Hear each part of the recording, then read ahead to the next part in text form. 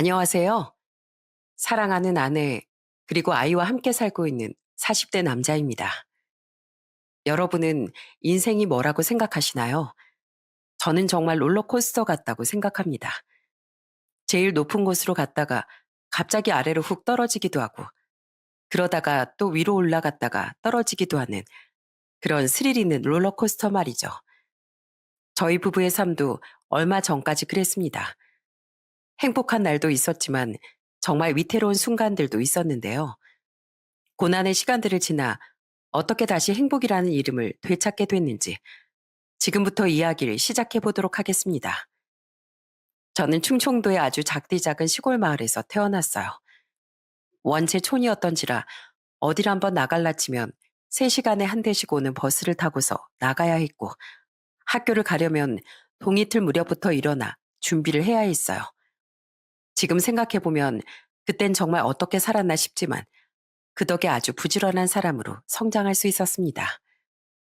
어린 시절을 고향에서 보낸 전 20살이 되자마자 서울로 대학을 가게 됐고, 대학을 졸업한 후 이름만 대면 다 알 법한 대기업 생산직으로 취업을 하게 됐어요. 그리고 첫 월급을 타자마자 부모님께 두둑하게 용돈을 챙겨드렸고요. 절 힘들게 뒷바라지하며 키워주셨기에 당연히 용돈 정도는 챙겨드려야 한다고 생각했었죠. 그런데 부모님께선 제가 드리는 용돈을 거부하시며 이렇게 말씀하셨습니다.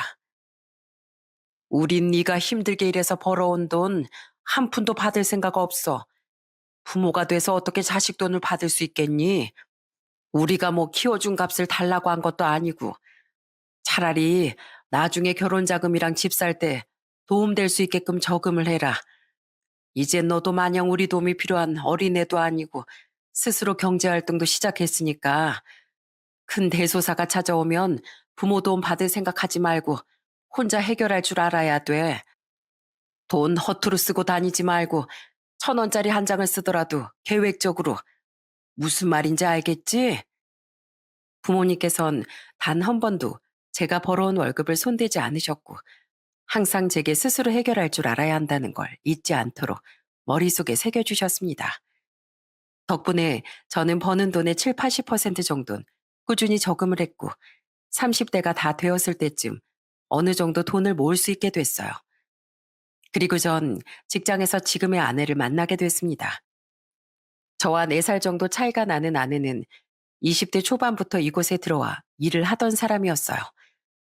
밝은 성격에 이 넓은 직장에서 아내 이름을 모르는 사람이 없었고, 나이를 불문하고 모두와 친하게 지내던 사람이었습니다. 아내 옆에 있으면 피곤해서 축 처져 있다가도 저절로 힘이 차오르는 듯한 기분까지 들었죠. 저희가 비슷한 나이 또래기도 하고 또 친하게 지냈기 때문에 동료들은 계속해서 저희 사이에 바람을 불어넣곤 했습니다. 저는 괜히 아내가 불편해할까봐 직장 동료들한테 그러지 말라고 말렸지만, 아내는 되려 툴툴거리며 제게 이렇게 말을 하더군요. 오빤 저랑 엮이는 게 싫어요? 싫은 게 아니라 난 괜히 너 불편할까봐 그러지. 누가 불편하다고 했나? 난 좋은데. 오빠, 다들 저렇게까지 우리가 잘 되길 바라는데 그냥 우리 사귈래요? 같은 직장에서 매일같이 얼굴을 마주하고 같이 밥을 먹고 아무렇지 않게 장난을 치고 수다를 떨던 사람과 연인이 된다는 건 단 한 번도 상상해보지 못한 일이었는데, 처음엔 아내와 사귀는 것이 얼떨떨했지만 항상 긍정적인 에너지를 가지고 있는 아내와 연애를 시작하니 저 역시도 그 에너지를 받아 밝은 사람이 되어가는 것 같았습니다. 그렇게 1년 정도를 만나니 자연스럽게 결혼 생각이 들더라고요. 늘 좋은 에너지를 전해주는 아내가 옆에 있으면 평생이 행복할 것 같았죠. 그래서 딱 1주년이 되던 날, 저는 아내에게 반지를 끼워주면서 조심스럽게 프로포즈를 했습니다. 지수야, 너랑 있는 매일매일이 행복해서 앞으로 평생 너랑 같이 행복하고 싶어. 나랑 결혼해 줄래? 제 말을 들은 아내는 알 수 없는 표정을 짓곤 아무런 말도 하지 않았어요. 그리곤 한참을 가만히 있더니 제게 방긋 웃으며 이렇게 말하더라고요. 나도 오빠랑 너무너무 결혼하고 싶고 이쁜 애기 낳아서 행복하게 가정 꾸리고 잘 살고 싶은데 내가 모아놓은 돈이 하나도 없어. 그러니까 나 돈 좀 모으면 그때 결혼하자. 기다려줄 수 있지? 당연하지.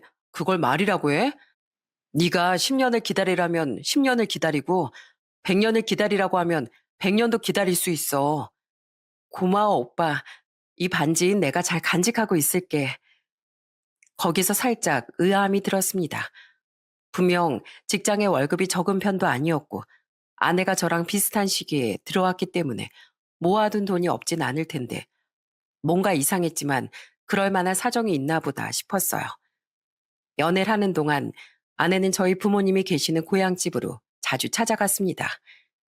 애교 많고 따뜻한 성격을 지닌 아내를 부모님께선 무척이나 예뻐해 주셨고 아내도 시골집에 가면 항상 편한 옷으로 갈아입고 부모님의 밭일을 도와드리면서 애교를 부리곤 했습니다.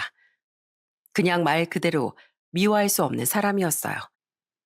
그리고 아내에겐 나도 어머님 아버님을 찾아뵙고 인사드리고 싶다고 말했지만 항상 씁쓸하게 웃으며 나중에 라고만 미룰 뿐이었죠. 저는 속으로 아내가 마음속 깊숙한 곳에 있는 얘기를 언젠가 해주기를 바랬습니다. 대체 무슨 사정이 있는 건지 알고 싶었죠. 그리고 그 사정은 정확히 3개월이 지난 어느 날 아내 입으로 들을 수 있었어요. 오빤 궁금하지 않아? 내가 왜 그렇게 직장을 오래 다녔는데도 모아놓은 돈이 한 푼도 없다고 말했는지, 왜 내가 오빠한테 우리 가족을 소개시켜 주지 않는지. 궁금하지. 근데 상대방이 먼저 말을 안 꺼내는데 내가 먼저 물어보는 것도 실례인 거잖아. 그래서 언젠가 네가 마음이 편해지게 되면 알아서 말해주겠지 하고 기다리고 있었어. 고마워. 내가 먼저 말 꺼낼 때까지 기다려줘서. 오늘에서야 말할 용기가 좀 생겼어. 오빤 나한테 제일 소중한 사람이고 앞으로도 그럴 사람이니까 알 건 알아야 한다고 생각이 들더라고. 편하게 얘기해. 내가 다 들어줄 테니까. 난 외동으로 태어났어. 남들은 외동으로 태어나면 온실속 화초처럼 곱게만 자란 줄 아는데 난 아니었어. 엄만 시내에서 옷가게를 운영하고 있었는데 항상 나보단 장사가 먼저였던 사람이었거든. 내가 8살 때 자고 일어났는데 너무 배가 고픈 거야.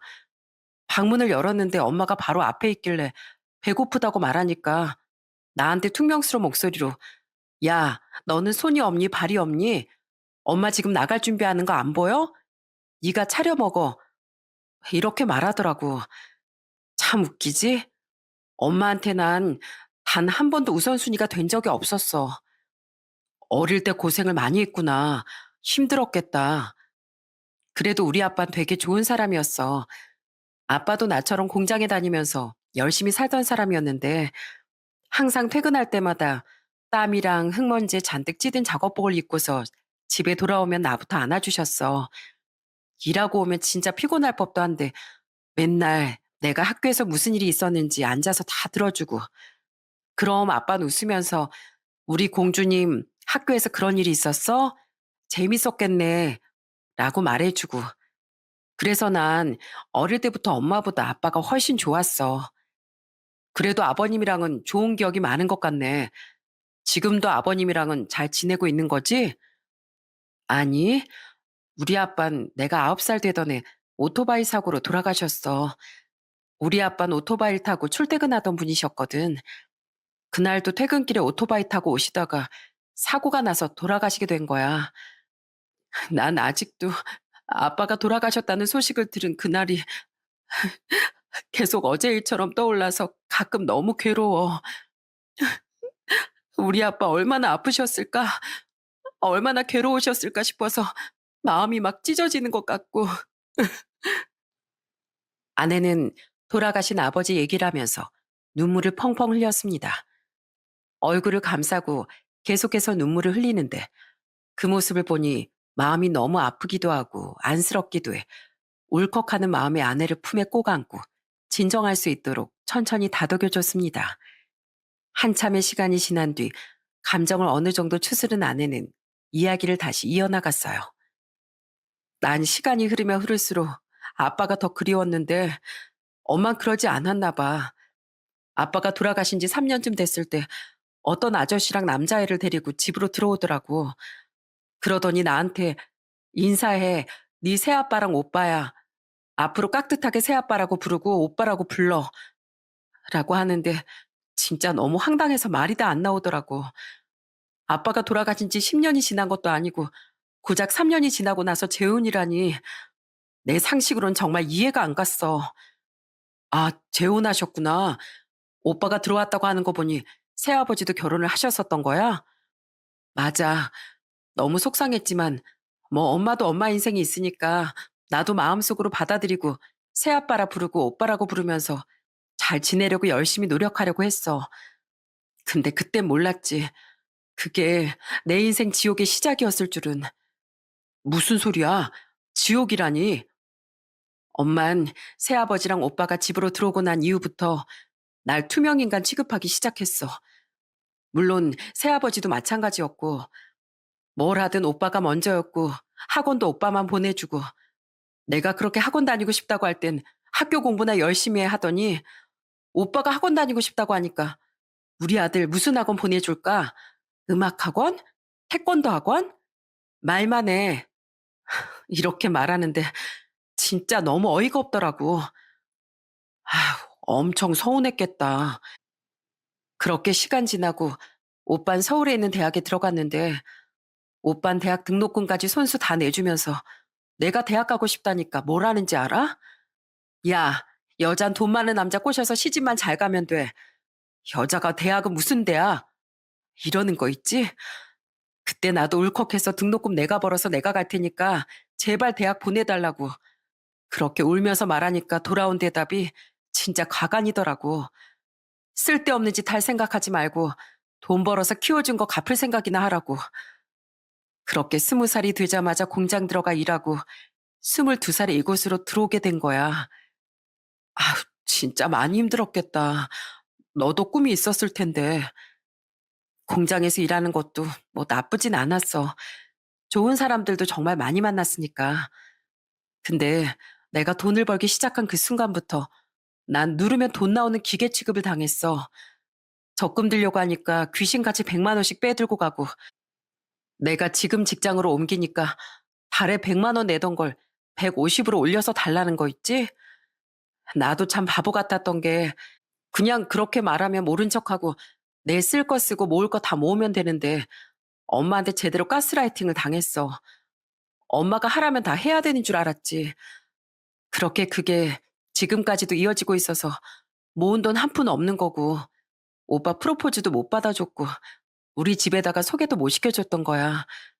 괜히 오빠한테도 문제 생길까 봐서. 그냥 돈 주지 말고 외면해버리지 그랬어. 너한테 도움 준 게 아무것도 없는데 대체 돈을 왜 준 거야? 법적으로 이어진 가족이잖아. 그래도 내가 아프거나 힘들 때 기댈 보금자리 하나 정도는 있어야지 생각했어. 아내의 말을 듣고서 전 고개를 푹 숙일 수밖에 없었습니다. 아내는 정말 마음씨가 너무 따뜻하고 여린 사람이었어요. 그 고통 속에서도 이렇게 바르게 잘 커져서 밝은 모습으로 제게 다가와줘서 그저 고마울 뿐이었습니다. 이후 오빠에 대한 이야기를 더 들을 수 있었는데 그냥 기가 막혔습니다. 그렇게 좋은 대학을 나오고 중견기업까지 들어가 놓고서도 적응을 못하고 2년 만에 그만두고 여기저기 들어간 직장에서도 제대로 적응을 하지 못해 뱅뱅 맴돌다가 백수가 된 지 5년이 됐다고 하더군요. 아내의 사정을 모두 다 알게 된 전 더욱 아내의 옆을 지켜주고 싶었습니다. 그리고 나서 다시 한번 프로포즈를 했어요. 모아놓은 돈 한 푼 없어도 괜찮으니 평생 옆에서 지켜주고 싶다고. 그러니까 나랑 결혼하자고 말이죠. 이 얘기를 듣고서도 나랑 결혼하고 싶다는 생각이 들어? 이런 얘기 들으니까 나는 너랑 더 결혼해야겠다는 생각이 드는데 앞으로 네가 받은 상처 내가 천천히 치료해 줄게. 나랑 결혼하자 지수야. 그렇게 아내는 저의 프로포즈를 받아줬습니다. 그날부터 저희는 아주 천천히 결혼 계획을 세우기 시작했어요.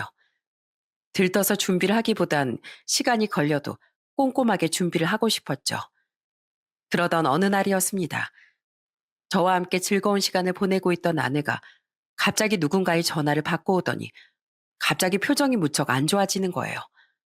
방금 전까지만 해도 밝은 표정으로 점심 메뉴를 고민하고 있던 아내였는데 말이죠. 무슨 일 있어? 표정이 왜 그래? 무슨 일인지 말해봐. 오빠가 갑자기 장사를 해보고 싶대. 그래서 돈이 필요한데 나보고 5천만 원 정도만 보태라고 하네. 안 되면 대출이라도 받으라고. 뭐? 5천만 원? 절대 해주지 마. 한 번이 두 번 되고 두 번이 세 번 되고 그러다가 지금까지 오게 됐잖아.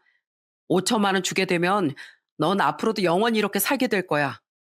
절대 돈 줄 생각도 하지 말고 대출은 더더욱이나 꿈도 꾸지 마. 아니다. 차라리 결혼할 남자 있다고 말씀드려. 아내가 언제까지 이렇게 시달리고 마음에 상처를 입고 있는 걸 보고만 있을 순 없었던 전 큰맘 먹고 처갓집에 인사를 드리러 갔습니다. 처갓집에 들어갔더니 장인 장모 그리고 형님이 차례로 팔짱을 끼고서 저를 쳐다만 보고 있더군요. 안녕하세요. 처음 뵙겠습니다. 장세호라고 합니다. 그렇게 인사를 하고 모두의 표정을 살피니 예상했던 대로 표정이 썩 밝진 않았습니다. 그런데 보통 자기 딸이 결혼할 사람을 데리고 오면 진수성찬까진 아니어도 기본적인 대접이라도 준비를 하는 게 일반적인 상황이라고 생각하는데 제게 건넨 건 식사도 과일도 아닌 얼음 2개가 동동 띄어져 있는 믹스커피였습니다. 정말 기가 막혔지만 문전박대하지 않은 것에 다행이라고 여기며 그거라도 감사히 잘 마시겠다고 했죠. 그렇게 거실에 앉아 믹스커피를 홀짝이고 있는데 장인과 장모가 저를 정말 뚫어져라 쳐다보는 겁니다. 그러더니 장모가 한숨을 쉬며 제게 말을 꺼내더라고요. 그래, 얘긴 들었어요. 같은 공장에 다닌다면서요. 네, 그렇습니다. 에휴, 공장에서 일이나 하면서 돈이나 벌 것이지. 하라는 일은 안 하고 직장에서 시시덕거리며 연애질이나 하고. 너 엄마가 40 넘을 때까지 결혼은 꿈도 꾸지 말라고 했지? 아유, 차라리 결혼할 거면 돈 많은 부잣집 남자나 어떻게 좀 꼬셔서 데리고 올 것이지. 보아하니 딱 돈도 없게 생겼구만. 부모님은 뭐 하시는데요? 저희 부모님 시골에서 농사 짓고 수확한 거 판매하면서 지내십니다. 봐봐, 내 말 맞지? 뭐 볼 것도 없구만. 그 남자 보는 눈 참 없다 너도. 데리고 와도 꼭 이런 집안 남자 데리고 오고.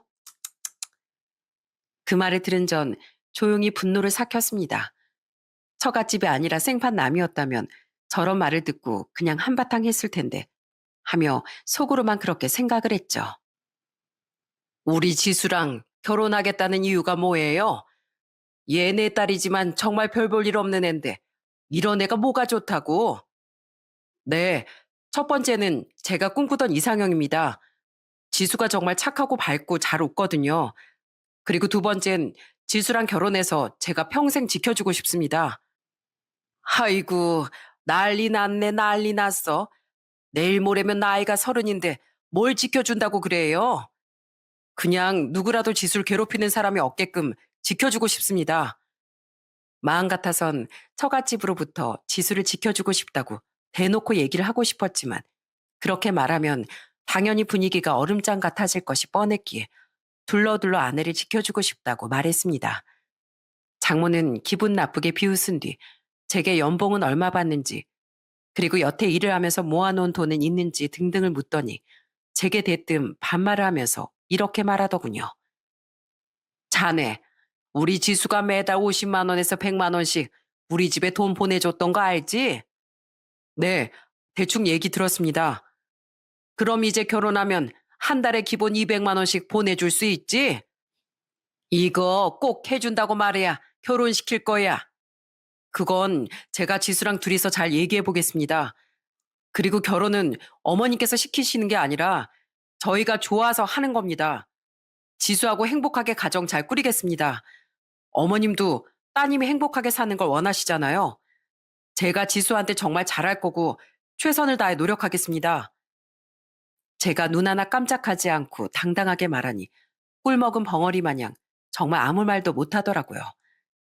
그렇게 처갓집에 강렬한 눈도장을 찍고 양가 부모님들끼리의 상견례도 끝마칠 수 있었어요. 다행히 상견례를 하는 날엔 별일이 일어나지 않았습니다. 결혼 날짜를 최대한 앞당기기로 결심하고서 식장을 알아보고 있는데 알아보는 족족 예식장이 가득 차 있더라고요. 식을 올리려면 최소 내년 말까진 기다려야 했습니다. 어떻게 하지? 그냥 혼인신고라도 먼저 하고 살아야 하나 생각했는데 부모님께서 연락이 오셨어요. 바로 부모님께서 다니는 교회에서 결혼식을 올릴 수 있도록 부탁을 드려 놓았다는 것이었죠. 요즘은 교회나 성당에서 조촐하게 식 올리는 게 유행이라더라. 엄마가 목사님께 따로 부탁드려 놨어.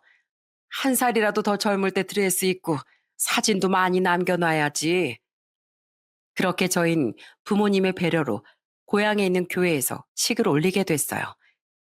이 결정에 불만 있는 사람들은 딱 하나, 바로 처갓집 식구들이었죠. 저희는 벚꽃이 예쁘게 만개할 때쯤 고향에 있는 교회에서 결혼식을 올렸고, 감사하게도 정말 많은 지인들이 서울에서 고향까지 찾아와 축하를 건네줬어요. 그런데 장모는 저희 부모님 앞에서까지 계속 궁시렁거리기 시작했습니다.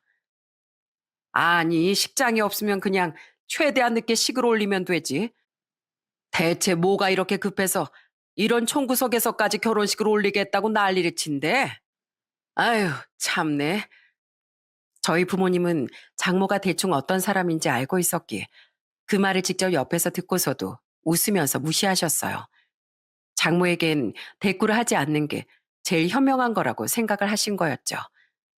그렇게 저희는 교회에서 모두의 축복 속에 결혼식을 올리게 됐고, 그동안 일하면서 모은 돈과 대출을 합해 작은 아파트를 마련할 수 있었습니다. 저희 두 부부와 미래에 태어날 아이를 생각하면 딱 아늑한 정도의 평수였죠. 그렇게 이삿날 부모님이 둘러보러 오시고 얼마 지나 장인과 장모가 집을 찾아왔습니다. 장모는 집을 천천히 둘러보면서 비아냥거리는 말투로 제게 이렇게 말했어요.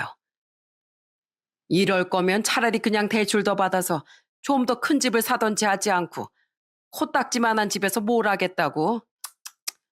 아, 그리고 장서방, 그때 우리 집 처음 왔던 날 나랑 약속했던 거 기억나지?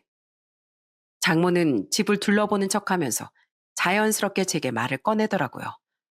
저는 당연히 기억했지만 장모가 원하는 대답을 해주고 싶지 않았기에 일부러 모른 척을 했어요. 그랬더니 표정이 아주 가관으로 일그러지더군요. 아니, 그 얘기한 지 뭐 얼마나 됐다고 벌써 까먹어. 젊은 사람이 까마귀 고기를 먹었나. 매달 우리한테 200만 원씩 보내라고 내가 그때 분명히 얘기했잖아. 똑똑히 기억합니다, 장모님. 근데 그때 저희가 확답을 드린 게 아니라 상의해보고 결정하겠다고 말씀드렸는데 그건 기억이 안 나시나 봐요. 저희가 진지하게 상의해봤는데 이제는 그동안 지원했었던 금액들 일절 다 끊기로 결론 지었어요. 대신에 장인어른 장모님 생신날엔 용돈도 드리고 제가 사위 노릇하면서 장인어른 장모님께 잘해드리겠습니다. 뭐? 아니, 누구 마음대로 지원을 끊겠다는 거야? 야, 지수야. 이건 네 남편이 그렇게 하라고 시킨 거지? 그런 거지? 장인어른 장모님, 그동안 도움 많이 받으셨잖아요. 근데도 맨날 형님이랑 차별이나 하고 부끄럽지 않으세요? 그리고 정말 딸로 생각한다면 이제는 가정이 생겼으니까 자식 낳고 잘 살 생각만 해라. 이렇게 말씀하셔야 하는 거 아닌가요? 그런데 처음 만나자마자 돈 얘기부터 꺼내면 어떤 사이가 조화를 하겠습니까? 그렇게 나오겠다 이거지? 그럼 나도 너 인정 못해. 결혼식 올렸어도 혼인신고 안 했으면 끝 아니야? 이미 늦었습니다. 저희 어제 혼인신고 했거든요. 장인어른 장모님의 딸이기도 하지만 이제는 법적으로 제 아내이기도 합니다. 그러니까 예전처럼 이래라 저래라 하는 말은 함부로 하지 말아주셨으면 좋겠네요. 제가 굳은 표정으로 말하자 장모는 분한 표정으로 한참 동안이나 절 노려봤습니다. 그러고선 잔뜩 씩씩거리더니 앞으로 두고 보자는 말을 하고서 장인과 함께 집 밖으로 나가버리더군요. 두고 보자는 사람치고 무서운 사람 없다고 하잖아요. 장모는 그렇게 으름장을 놓고서 정작 제게 하는 건 아무것도 없었습니다. 처음 1년간은 저희도 정말 많은 노력을 했는데요. 결혼하고 처음 맞는 명절에 좋은 선물 세트를 들고 찾아뵙기도 하고 생신도 정성껏 챙겨드렸어요. 그런데도 장인과 장모는 제가 영 성에 차지 않는 것 같았습니다. 그리고 여러분, 보통 사이가 명절에 가면 상다리가 휘어지는 정도는 아니더라도 맛있는 반찬이 있으면 사위 앞에 밀어다 주고 그러지 않나요? 장모는 명절날에도 저희를 찬밥 취급하기 바빴습니다. 반면 백수노름을 하고 있는 형님에겐 불고기 반찬이며 육전이며 온갖 맛있는 반찬들을 먹여줬죠. 사흘 굶은 사람처럼 개걸스럽게 손가락에 아주 소스까지 다 묻혀가면서 우걱우걱 먹어치우는데 보는 사람 밥맛이 다 떨어질 정도였습니다. 제 앞에는 간이 거의 되어 있지 않은 나물 반찬들만이 앞에 있었는데 저는 그 나물들을 밥 위에 올리고서 보란 듯이 맛있게 먹어치웠어요. 자네, 지금 그게 목구멍으로 넘어가나? 너무 잘 들어가는데요. 저는 고기 반찬보다 이런 건강한 나물 반찬을 더 좋아해서요. 장모님, 밥 한 공기만 더 주실 수 있을까요? 세상에 저렇게까지 독한 사람이 또 있을까? 자네 줄 밥 없으니까 집에 가서 먹든지 말든지 하게. 저는 절대로 처갓집 식구들에게 기죽는 모습을 보이지 않았습니다. 그럴수록 미운 털은 점점 더 박혔지만 말이죠. 그렇게 시간이 지나고 아내의 생일이 찾아왔어요.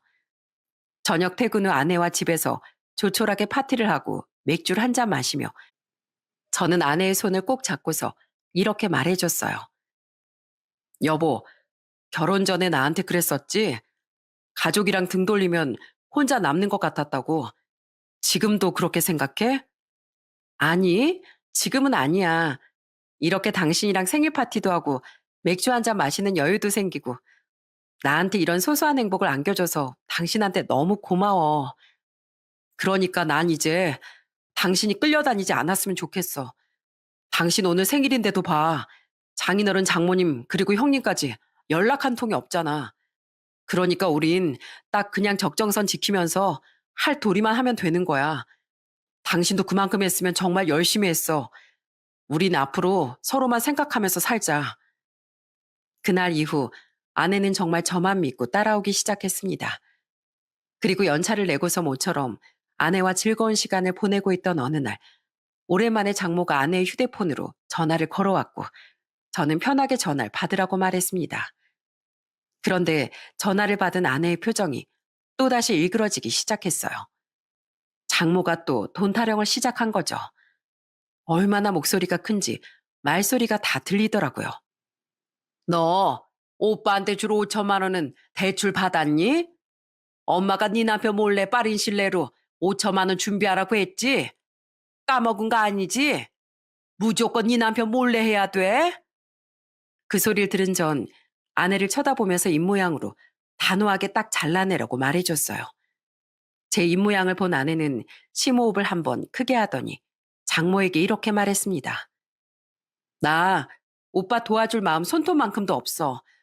오빠도 이제 나이 먹을 만큼 먹었는데 오빠가 가게 차리는 비용도 내가 대출까지 받아서 일일이 부담해야 돼? 5천만 원 대출 받아서 빌려주면 그 돈은 그대로 오빠가 갚아준대?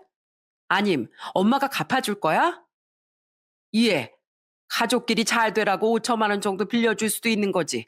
갚기는 뭘 갚어? 너 인생 그렇게 사는 거 아니야. 오빤 나랑 피 한 방울도 안 섞인 남이야. 그러니까 도와줄 이유도 없어.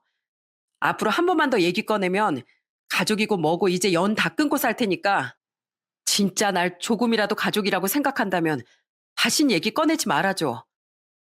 장모는 그런 아내의 모습에 적잖게 당황한 듯 보였습니다. 그동안 시키는 대로 모두 해왔던 아내가 처음으로 제 의견을 내세우니 얼마나 놀랐겠어요. 그 이후에도 아내는 계속 형님, 장인, 장모, 돌아가면서 오는 전화나 문자들을 모두 무시했고 결혼 3년 차가 되던 해 처갓집 식구들은 저희 부부에게 점점 꼬리를 내리기 시작했습니다. 예전 같았으면 냅다 전화해서 다짜고짜 돈을 내놓으라고 말했을 장모는 어느 순간부터 제게 하지도 않던 안부 전화를 해서 저보고 잘 지내는지 밥은 먹었는지 이런 것들을 묻더라고요. 장모님, 웬일이세요? 저한테 안부도 다 물어보시고. 그냥 요즘 더운데 잘 지내고 있나 싶어서. 저흰 잘 지내고 있어요. 그런데 무슨 일 있으세요? 저기 장서방, 다름이 아니라 우리가 이번 달 카드값이 너무 많이 나와서 그러는데 딱 42만 원이 부족하거든. 혹시 자네가 좀 도와줄 수 있을까 싶어서. 자네도 돈 나갈 때 많을 텐데 미안하네. 갑자기 왜 그러시는 거예요? 예전 같았으면 이런 것도 안 물어보시고 문자로 계좌번호만 딱 남기셨을 뿐이? 아니, 생각해보니까 우리가 자네한테 좀 너무했더라고. 솔직히 뭐 돈은 땅을 파서 나오는가? 자네랑 우리 지수가 힘들게 일해서 돈 버는 건데 예전엔 정말 미안했어. 딱 이것만 좀 도와줄 수 없겠나? 네, 알겠습니다, 장모님. 그 정도는 제가 도와드릴게요. 3년 전과 비교했을 때 장모의 태도는 눈에 띄게 달라져 있었습니다. 악연도 그런 악연이 없었는데 장족의 발전이라고 부를 만할 정도였죠. 좋은 게 좋은 거라고 그렇게 정중하게 남에게 부탁을 하는 태도로 말을 하니 저도 딱히 거절을 할 이유는 없었습니다. 그리고 어느 날은 장인의 생신날이었는데 같이 식사나 하자며 집으로 부르시더라고요. 그 연락을 받고 아내와 함께 처갓집으로 갔는데 아주 상다리가 휘어져라 맛있는 음식들을 가득 차려놓은 거예요. 게다가 예전과는 다르게 맛있어 보이는 음식들을 모두 제 앞으로 밀어주기까지 했습니다. 자, 장서방, 이 백숙부터 어서 먹어보게. 내가 잘하는 집에서 사온 거라 진짜 맛있을 거야. 닭다리 잡고 한 입 크게 뜯어. 왜 그러세요? 하던 대로 하세요. 매제, 안 먹는 거지? 안 먹으면 이거 내가 먹는다? 이야, 넌 그만 좀 먹어. 늘 맛있는 거 있으면 지 주둥이에만 들어가기 바쁘지? 하나밖에 없는 이 매제 좀 챙겨. 형님의 등짝까지 때리면서 저한테 이렇게 잘해주는 이유 정말 궁금하시죠? 알고 보니 이날도 돈 부탁을 하기 위해서였더라고요. 식사를 다 마치고 집에 갈 때쯤 장인어른이 제 손을 붙잡고 너무 급해서 그러니 300 정도만 빌려줄 수 있겠냐고 조심스럽게 물었고 저는 그 말을 듣고서 이렇게 대답했습니다. 장인어른, 도와드리겠습니다. 대신 다음부턴 저도 딱 도와드릴 수 있는 선까지만 도와드릴 수 있을 것 같아요. 이번에 힘든 상황이라고 하시니까 제가 도와드리겠습니다. 고맙네. 정말로 고마워. 그래도 예전에 비하면 정말 많이 달라진 것이 느껴졌습니다. 강요가 아닌 부탁을 할 줄 알았고 부탁을 할 땐 최대한 정중한 태도로 해야 한다는 걸 깨달은 듯 보였죠. 제가 이 집 식구가 되고 끊을 땐 단호하게 끊어냈기에 이런 분위기가 자연스럽게 만들어진 것 같았습니다. 이후에도 계속해서 돈을 요청했지만 도와줄 수 있는 부분들엔 도움을 주고 거절을 해야 하는 부분은 딱 잘라 단호하게 거절했어요. 그렇게 하다 보니 처갓집과 저희 부부간의 가불관계는 자연스럽게 사라지게 됐어요. 늘 마음고생을 하던 아내도 이제 마음 편히 직장을 다닐 수 있었고 모든 것들이 편안해지던 그 시기 저희에게 기쁜 소식이 찾아왔습니다. 아내가 33이 됐을 무렵쯤 새 생명이 찾아와 준 것이었죠. 며칠 전부터 계속 속이 미스거린다고 했던 아내가 혹시 몰라 임태기를 시도한 다음 병원에서 초음파 사진까지 찍어서 제게 보여주더라고요. 와, 우리 여보 만세! 나 이제 아빠 된다. 결혼 생활을 한 지 5년 동안 아이가 생기지 않아 나이를 더 먹기 전에 병원에서 검사라도 받아야 하는 거 아닐까 생각했는데 이렇게 기적처럼 새 생명이 찾아와 주니 눈물이 앞을 가리더라고요. 기쁜 마음을 겨우 추스른 채 저는 아내의 손을 잡고서 이렇게 말했습니다. 여보, 이제 나는 아빠가 되는 거고 당신도 엄마가 되는 거야. 우리 앞으로 정말 열심히 살자. 내가 평생 당신이랑 우리 애기 지켜줄게. 새 생명이 찾아왔다는 소식을 듣자마자 세상 만물 모든 것이 아름다워 보이는 마법에 걸린 듯 했습니다. 뭘 해도 기분이 좋아 콧노래를 흥얼거리게 되고 지겨웠던 회삿밥이 세상에서 제일 맛있는 음식 같아 보이고 모든 사람들이 절 축하해 주는 것만 같은 기분이 들었죠. 직장 동료들도 나중에서야 사실을 알고선 진심으로 축하한다는 말을 전해주더라고요. 그리고 아내는 서서히 배가 나오는 임신 5개월 정도가 됐을 때쯤 회사에서 출산 휴가와 육아휴직을 받게 됐습니다. 예비 부모의 기다림이라는 건 정말 설레는 일이더라고요. 미리부터 아내와 백화점을 돌면서 아기 용품을 준비하고 작은 방을 아기 방으로 쓰기 위해 열심히 스티커를 붙이고 모비를 달고 또 아기 침대를 놔두고 하루하루 아이가 건강하게 태어나기만을 기다리고 있었습니다. 그렇게 부모가 되기만을 기다리며 설레이는 하루를 살아가던 어느 날, 저희 부부에게 예고 없는 불행이 찾아왔습니다. 아내가 딱 26주가 됐을 무렵쯤 아내 안색이 점점 안 좋아지기 시작하더라고요. 가벼운 몸살 정도라고 생각했는데 시간이 가면 갈수록 점점 더 상태가 안 좋아지더군요. 아, 몸이 왜 이러지? 속도 너무 안 좋고 가슴에 이상한 멍울 같은 것도 만져지는 것 같고 원래 다 이런가? 많이 힘들면 바로 병원 갈까? 아니야. 어디서 봤는데 병원 가서 약 같은 거 먹고 주사 같은 거 맞으면 아기한테 안 좋을 수도 있대. 한번 참아볼게. 시간이 지나면 나아지겠지 하던 아내의 몸 상태는 나날이 나빠지기만 했습니다. 그러던 어느 날, 이제는 복통까지 호소하며 제 팔을 부여잡고 주저앉은 아내는 결국 제게 병원에 가자고 말했습니다. 나 아무래도 느낌이 좀 이상해. 요새 꿈자리도 계속 사납고 혹시 우리 똥구리한테 무슨 일 있는가 싶어서 그것도 걱정이고 병원 가보고 싶어. 그렇게 저는 아내를 데리고 곧장 병원으로 향했습니다.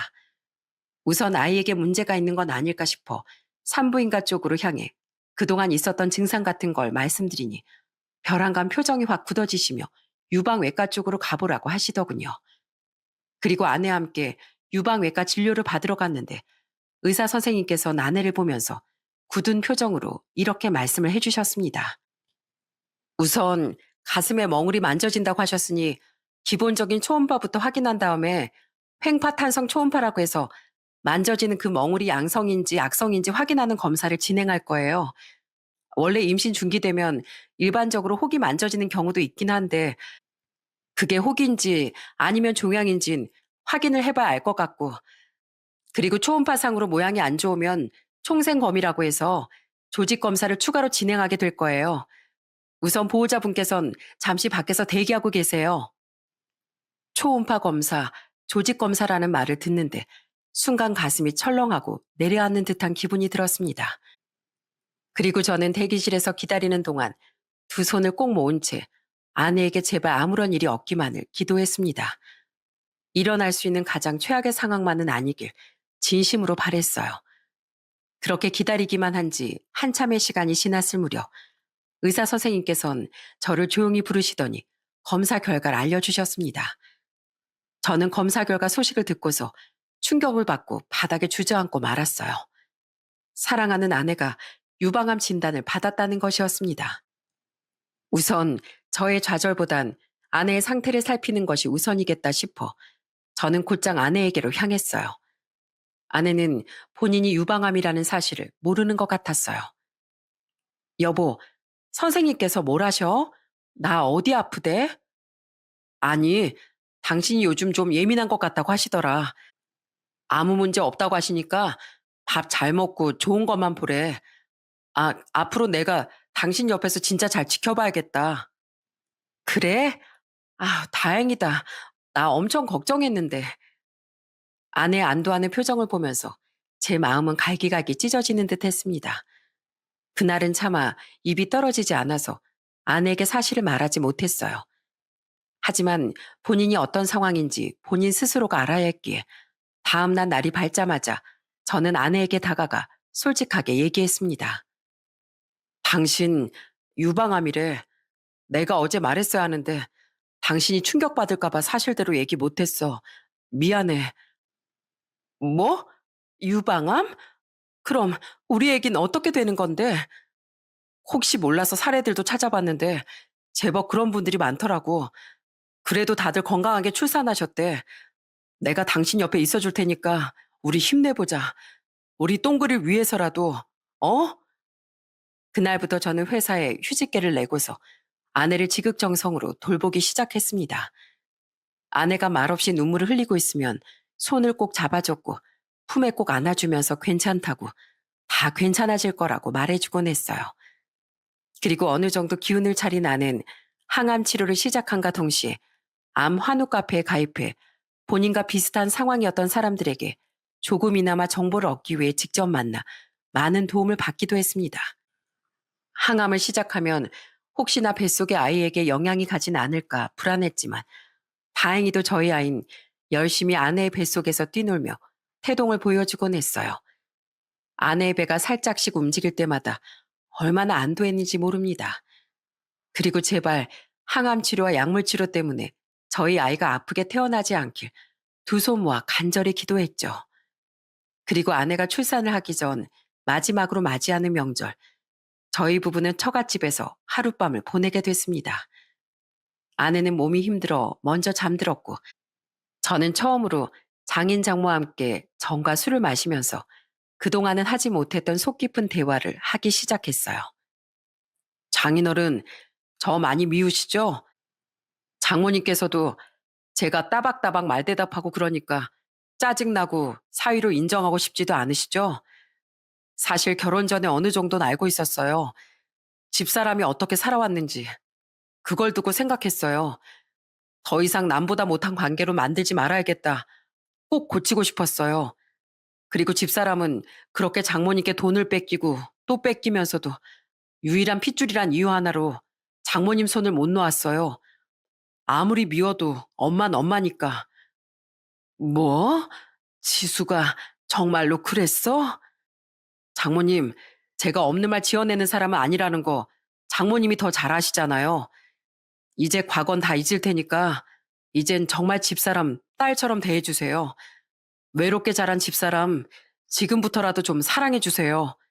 그리고 진정한 엄마가 되어주세요. 제가 이렇게 무릎 꿇고 빌겠습니다. 티는 안 내도 집사람은 아직까지도 장모님 사랑만 기다리고 있어요. 내가 미안하네. 자네 말이 다 맞아. 내가 너무 우리 지수한테만 의지하려고 했어. 나도 그러면 안 되는 걸 아는데 한 번이 두 번이 되고 또 두 번이 세 번 되다 보니 계속해서 손을 벌리고 의지를 하게 되더라고. 미안하네. 내가 자네랑 지수한테 정말 못할 짓 많이 했네. 이제 내가 더 많이 노력하겠네. 장모는 눈물을 펑펑 흘리며 다시는 그러지 않겠다고 약속했습니다. 물론 한 번에 다 변하진 않겠지만 예전보단 바뀌려고 많이 노력을 하는 듯 보였죠. 그리고 시간이 흘러 마침내 아내는 진통을 하기 시작했어요. 여보, 나 너무 무서워. 괜찮아. 걱정하지 마. 내가 옆에 있을 테니까 무서워할 필요 없어. 그렇게 아내는 분만실로 들어가고 저는 대기실에 앉아 두 손을 모으고 아내도 아이도 건강하게 나오기만을 기다렸습니다. 약간의 시간이 흐르자 저희 부모님도 올라오셨고 또 장인 장모도 함께 병원으로 찾아왔어요. 그렇게 1시간 30분 정도가 지났을까 분만실 문이 열리더니 선생님께서 제게 들어오라고 말씀하시더군요. 떨리는 마음을 안고 들어가니 제게 가위를 쥐어주시며 탯줄을 자르라고 하시더라고요. 아이는 3.5kg의 건강한 모습으로 세상에 첫 발을 내딛었습니다. 그 모습을 보고 정말 눈물을 펑펑 쏟고 말았어요. 아마 모든 아버지들의 마음이 저랑 같을 거라고 생각이 드네요. 그리고 분만실에서 나오니 기다리고 계시던 부모님과 처갓집 식구들은 제게 모여 아내의 상태를 물어봤습니다. 예, 우리 며느리는 어떠니? 아무 문제 없니? 창서방, 왜 아무 말도 못하고 그렇게 서 있어? 우리 딸은 어때? 그리고 우리 손주 건강하게 태어났어? 아님, 뭐가 잘못됐대? 어서 말을 좀 해봐. 애기 건강하게 태어났어요. 어머니, 아버지, 장인어른, 장모님, 제가 정말 아빠가 됐다고요. 그 말을 하면서 제가 눈물을 펑펑 쏟자 저희 부모님께선 저를 꼭 안아주셨고 장모님께서도 절 끌어안아 주시며 이렇게 말씀하셨습니다. 고맙네, 고마워. 우리 딸이 건강하게 아기를 낳을 수 있었던 것도 손주가 건강하게 태어날 수 있었던 것도 모두 다 자네 덕분일세. 정말 고마워. 그동안 고생 많았어. 저는 4월 17일 우리 아이가 태어난 날 그리고 장모님이 저를 끌어안아 주시며 눈물을 흘린 날을 아직도 잊을 수가 없답니다. 아내는 아무런 문제 없이 출산을 했고 태어나기 전부터 저희 부부의 걱정을 한 몸에 샀던 아이도 건강하게 세상에 태어나 줬어요. 그 뒤로부터 아내는 항암 치료를 정말 열심히 받았습니다. 그 덕분에 병세가 조금씩 나아져 지금은 완치 판정만을 기다리고 있어요. 우리 가족은 정말 말도 안 되는 커다란 시련과 위기를 겪을 뻔했지만 아내의 고통 그리고 아이를 지키려는 노력 덕분에 지금 저희 가족은 빛도 보이지 않았던 밑바닥에서 벗어나 행복한 가정으로 거듭날 수 있었습니다. 그리고 지금 저희 가족에게 어떤 변화가 찾아왔는지 들으시면 아마 정말 깜짝 놀라실 텐데요. 바뀐 건 저희 가족뿐만이 아니었습니다. 장서방, 어서 밥 먹어. 네, 장모님, 오늘 반찬은 뭐예요? 오늘은 고등어 조림했네. 자, 식기 전에 어서 먹어봐. 와, 고등어 조림 진짜 맛있겠네요, 장모님. 잘 먹겠습니다. 장모님께선 가끔 내려오셔서 저희 집에서 아이를 돌봐주고 계시고 또 저희 가족의 식사까지 차려주시곤 한답니다. 예전 같으면 상상도 못할 일이었을 텐데 말이죠. 이렇게 모두에게 소소한 변화가 찾아오고 나니 예전과는 다르게 서로 웃는 일도 많아졌고 행복이라는 단어를 꺼내는 날이 늘어났습니다.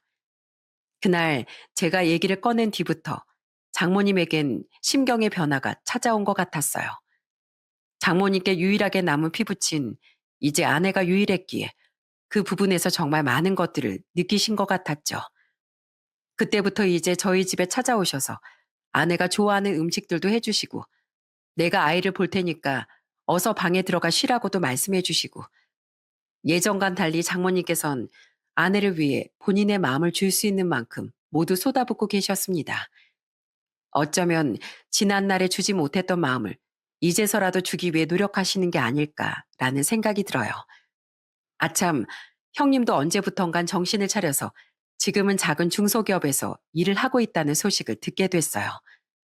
저희 집 정말 많은 것들이 바뀌지 않았나요? 이제 저희 가족에겐 잔잔한 평화가 찾아왔고, 이제 저도 어엿한 한 가정의 가장이 되었으니 지금보다도 100배, 아니 1000배는 더 노력하면서 가장의 노릇을 다하고 살아가려고 합니다. 변화 없인 발전이 불가능하고 마음을 바꿀 수 없는 사람은 아무것도 바꿀 수 없다는 명언이 있습니다. 사실 저는 처갓집 식구들 모두가 변하는 것이 불가능하다고 생각했어요. 하지만 마음을 바꾸고자 하는 의지가 있었기에 지금은 각자 변하게 됐고 서로 행복을 나누며 살아갈 수 있게 된 것 같습니다. 여러분들께서도 뭔가 변해야 할 것이 있다면 지금이라도 마음을 바꿔서 발전해 나가실 수 있기를 바라는 마음에 사연을 쓰게 됐어요. 여러분 모두 건강한 하루만 보내시기를 바랍니다.